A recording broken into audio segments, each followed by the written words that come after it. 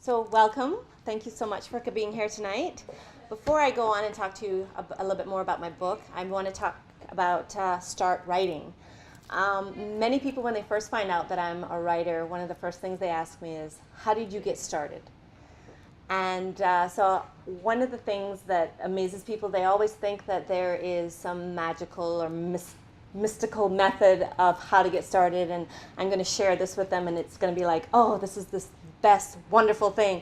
But the truth is the best way to get started is just to start writing. And that's really, it's as simple as that. That means literally getting your butt in a chair, carving out time out of your already crazy schedule, and taking pen to paper, fingers to keyboards, or voice to recorder, whatever method. That's really what it boils down to. So, but now that I've kind of grilled you about that, because the people in my group, I'm always grilling them about that, just start writing. I'm going to share with you some actual tangible tips to help you get started. And one of the first things is to keep a journal. If you really not sure where to start or how to get started, it's just to keep a journal. And once you start recording and writing in it every day, you'll find that as you empty that creative jar, it's going to keep refilling and refilling. And you don't want to miss those opportunities, and the great way to capture that is by keeping a journal. And one tip with that is write it down. Don't say, oh yeah, I'm going to write it down later or when I get home or whatever. Never happens. It's like that great idea you get right before you go to bed and you're thinking, oh, I'll write it down tomorrow morning before you go to sleep. Never happens, right? The next thing is, what is your idea? If you know what your idea is, write it down. And once you have that core of what that idea is, then you can grow from there. So that's one thing. And make a list or a summary of what your story is about, so that you don't lose that idea. The next thing is to read. I think reading is probably one of the most important things. If you have an idea of what you want to write, whether it's what I write, romantic suspense, whether you want to write poetry or short stories, read about what you would like to write about. The other thing is reading books about the craft of writing. I think one of the things that, I've been writing for years and I didn't realize how much there is to learn about writing itself.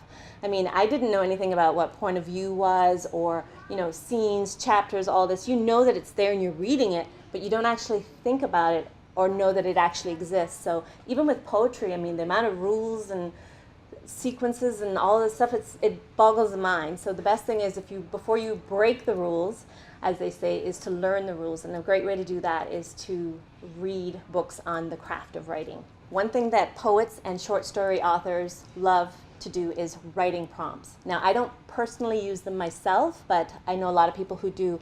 And what writing prompts are is basically, there's various sites you can go to that will every day will send you an email saying, here's this scene, tell me what happens next.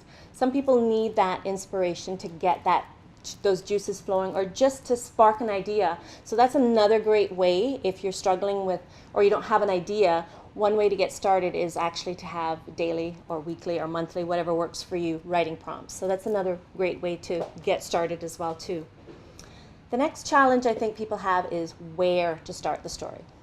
You know that you have this idea. Where do you start? The answer is wherever the idea comes. There is no right or wrong or perfect way to start. Maybe you just know the beginning of the story, but you don't know the middle or the end. That's okay. Start with what you have. Maybe you have the end, but you don't know the beginning. Work your way backwards. There's different ways that you can do it, and I know authors who do it a different way. For me, sometimes I start at the beginning and go right through to the end. Sometimes I just have an idea in the middle. There is no perfect or right way. You don't have to start right at the beginning. You can start wherever the idea has sparked and just grow from there.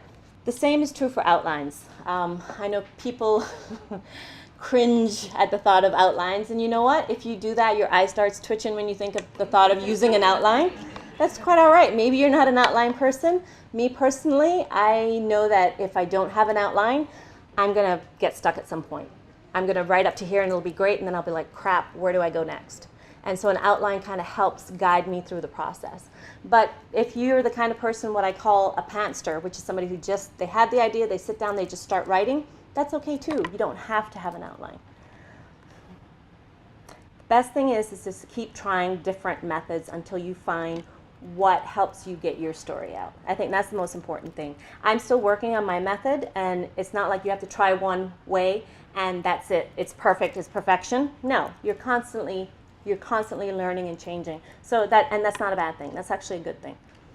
One of the wonderful things that I'm sure everybody's probably here to hear about is writer's block. Now, don't throw any tomatoes at me when I tell you this, but I actually don't have writer's block. And the reason for that is probably because I'm constantly writing stuff down. I've got a busy mind. And sometimes that's an advantage, sometimes it's a disadvantage because you have so much. It's like, how do you organize all your thoughts? So, whereas with some people, it's just, they just can't get past that block. So, but what I'm going to do is share with you some ways on how to move past that if you do have writer's block or if you are stuck. One thing I do is I read the story from the beginning.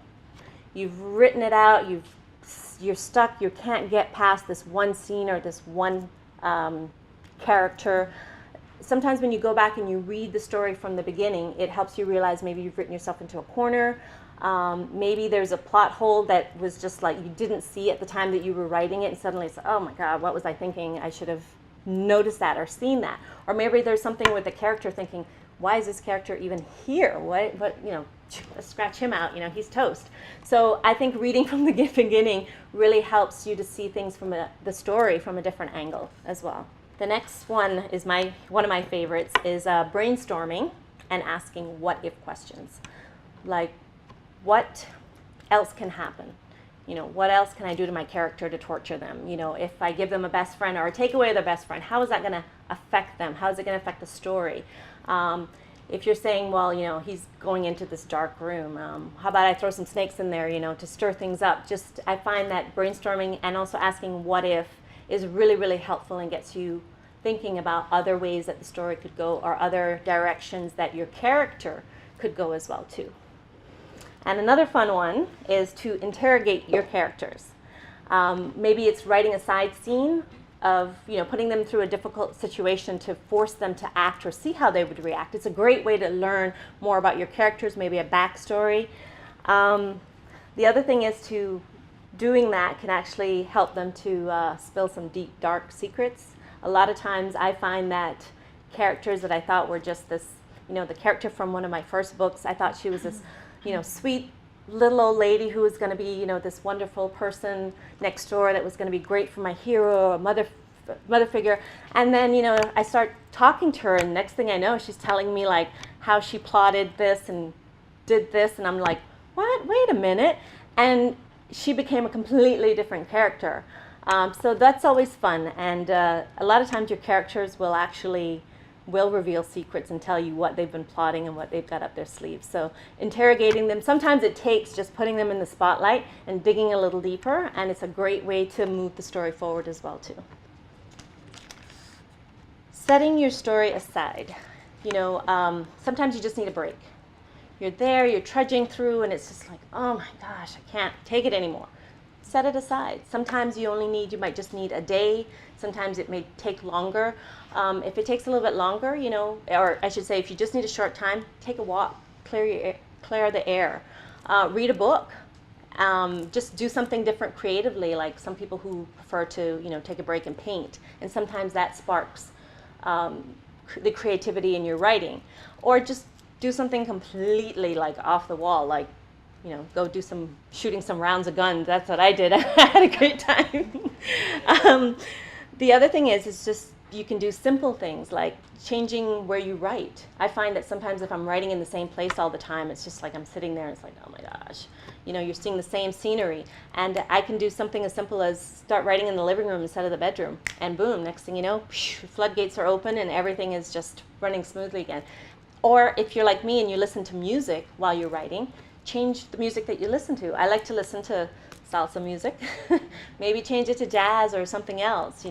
Sometimes something as simple as that can make a difference as well too. The important thing when you're writing is to remember is writing is hard work. I think people think that creative things are supposed to be fun and they're supposed to be easy, and if it's hard, then it's no longer creative. And the truth is like anything, it takes hard work, it takes dedication, it takes pushing through, the difficult parts. And I think sometimes that people get discouraged when it's no longer fun. But the truth is that just means that you've hit the hard part. And it just means that you have to dig in a little bit deeper. And once you get through that hard part, it will get easier and it will get fun again. But unfortunately, you do have to trudge through that hard part to get to the fun part again. So I just want to encourage you to just keep continuing to do that, and it will get fun again.